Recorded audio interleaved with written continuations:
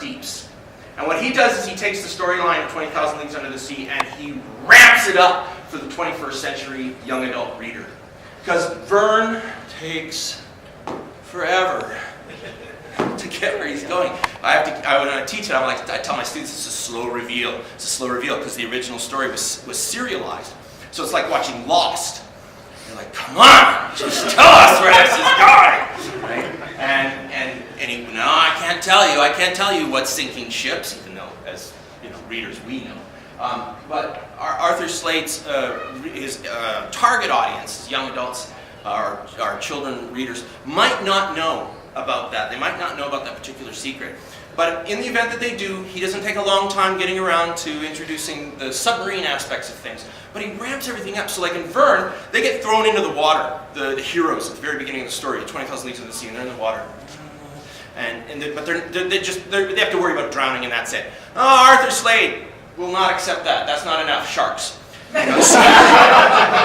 So what I like about Arthur Slade is that he's one of these homage kings. He's very much like Alan Moore, except he's not as dark, it's not as gritty, it's more, I would argue that it's more fun in many ways. Arthur Slade, if you're looking for something that's going to take you back to what it was like to go to the matinee, those Saturday matinees where it was always an adventure film and they stunk, but it was fun anyway, or the kind of reading that you did when you were 10, then you want to check out Arthur Slade's Hunchback Assignments. It's great, great stuff. Just sheer joy of turning pages and seeing what's going on.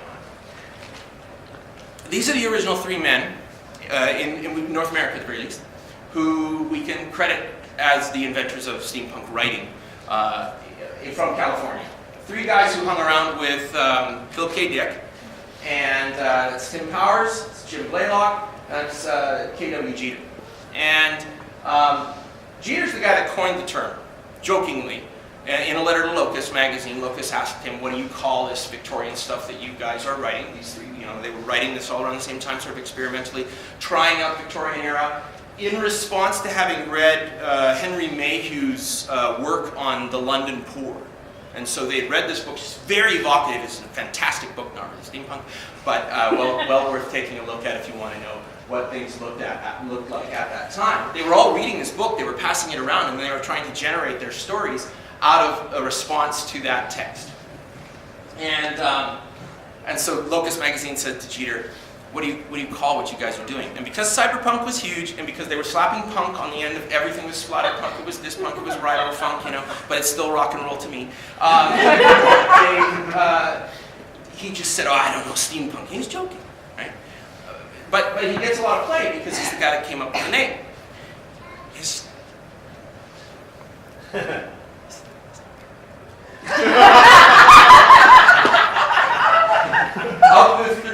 Of the three, that's not fair. It's good. But of the three, I would say read him last. But I would say read Blaylock first. But he's an acquired taste, no warning in advance.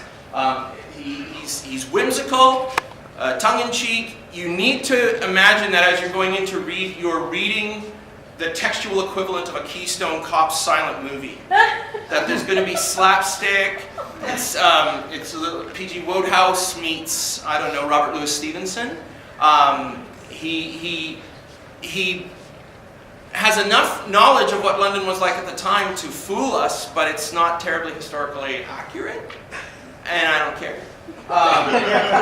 Because it's a lot of fun. Now, this edition has everything aside from the stuff that he most recently read, and that's the one that I'd recommend to you. Sadly, this is Subterranean Press, and they do limited editions, and you have to pay an arm and a leg to get that stinking book now. So you're probably not going to be able to go that route. And that's sad, because there's a short story in it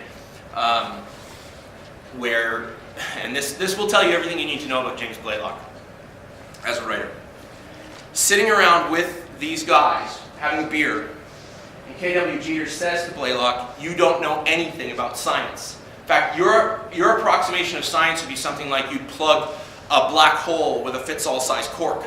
And Blaylock said to him, he's told this story a number of times, and so you've heard, this is one of these ones that's entirely probably apocryphal and never really happened, but who cares? Because this is what ends up happening in the short story. Blaylock says to him, are you going to use that idea? Because if you're not...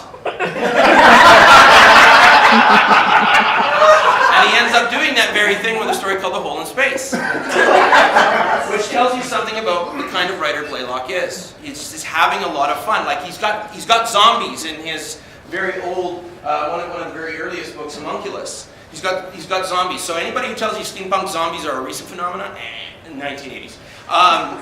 Blaylock was doing it there, but he brings them to life with a particular organ from a carp. You know, which you're like, really?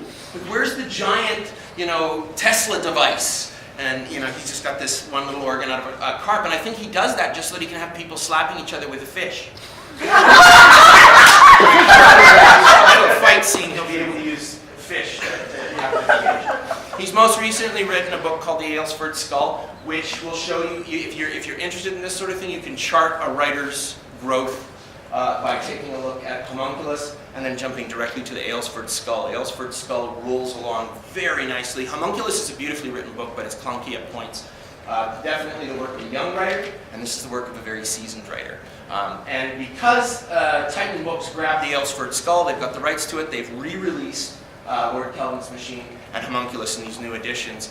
So this, I'm cheating here. I'm telling you that this is my one single read, but you can't get it as a single read anymore, so I just recommended 3 books to you, but I only recommended it as one. Which is that same cheat that so many of us do, and somebody's like, if you could only have one book on a desert island, you're like, Lord of the Rings, it's 3, no, it's 1. It's 6, actually.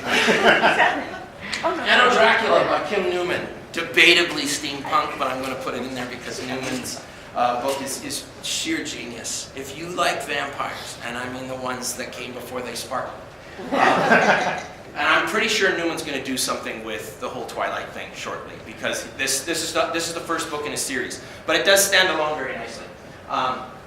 You see in the design, this is also from Titan Books. Titan Books is bringing a lot of stuff that was out of print into availability again.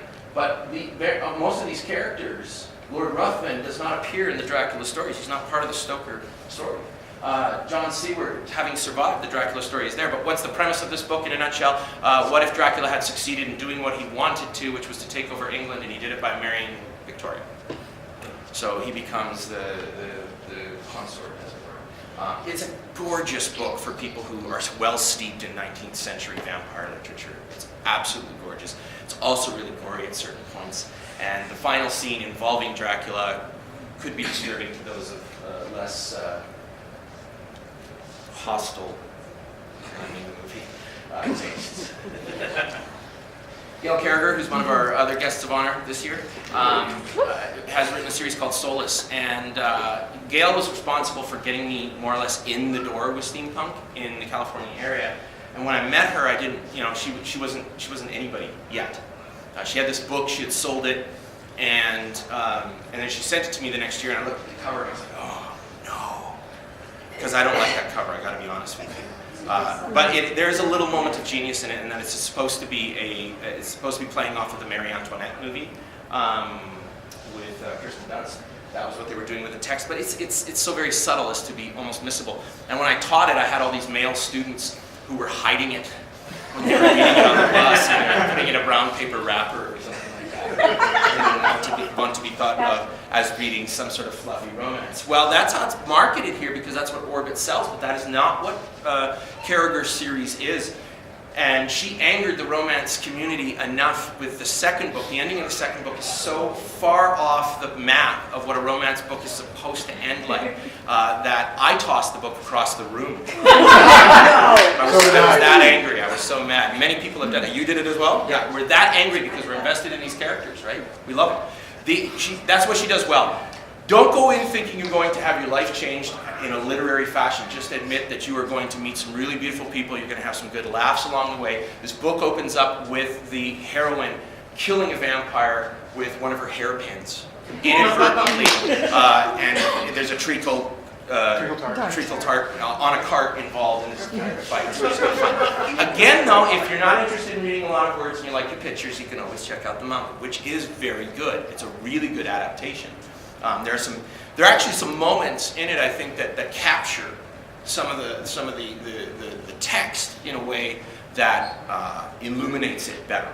There's a scene near the very end of this first book where she is sitting with a character named Lord Akudama, And my best way of explaining who Lord Akaldama is to you is if Elton John had been a vampire. The first vampire who sparkled. Yes, the first vampire who sparkled. I said in my review of this, I said the only vampires who sparkle in this book are those whose waistcoats do. Very much like sort of the artist formerly known as Prince has made into vampires. Great.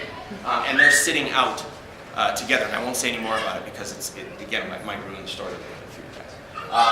Well worth your time if you enjoy a laugh. This is whimsical steampunk. Okay, it's whimsical steampunk. Really, really good stuff. Kenneth Opel, Canadian. So was Arthur Slade. So we've got two Canadians, both of them having written young adult steampunk. Most of the stuff that I recommend to people generally falls into the classification of young adult. And yet, those who know the publishing industry will know that people don't necessarily set up to write a young adult work. They write a story and then somebody says, this is where we can sell it best. This is where we can market what you've done best. And so I have no hesitation as a reader in picking up young adult fiction, nor do I have any hesitation in recommending it to you. Skybreaker is the second book, so it's odd for me to be recommending it to you, but you could start with the second book and you really wouldn't be too terribly adrift. But if you feel the need to do things in chronological order, you check out Airborne first, which won the Governor General's Award for young adult fiction that year. This, I'll just squee about it. Completely off academic there. I listened to the full cast audio version, which is not a dramatization of this book. It is an unabridged version of the text where you have they got a young man to read the voice of the protagonist, young woman to read the voice of the female protagonist. It's one of the sad things about the series. We don't actually know that this is, we can't really tell entirely. It could just be a young boy. This is the female character, more than likely, staring at something high up in the air. But this is very seriously high-flying steampunk. It has all of the referential hallmarks. They go to restaurants that reference Jules Verne, those sorts of things going on, but it is entirely Opel's own world, and a really good time. Again, there's nothing deep in a literary sense here, but a terribly enjoyable way to spend some time in the steampunk world. And this full cast version, even though it's Canadian, you can't get the first book in Canada. I don't understand this, but this happened to me with Bob and Doug McKenzie's Great White North album. I couldn't get it off iTunes because it was not available in my region. So I wrote my member of parliament to it.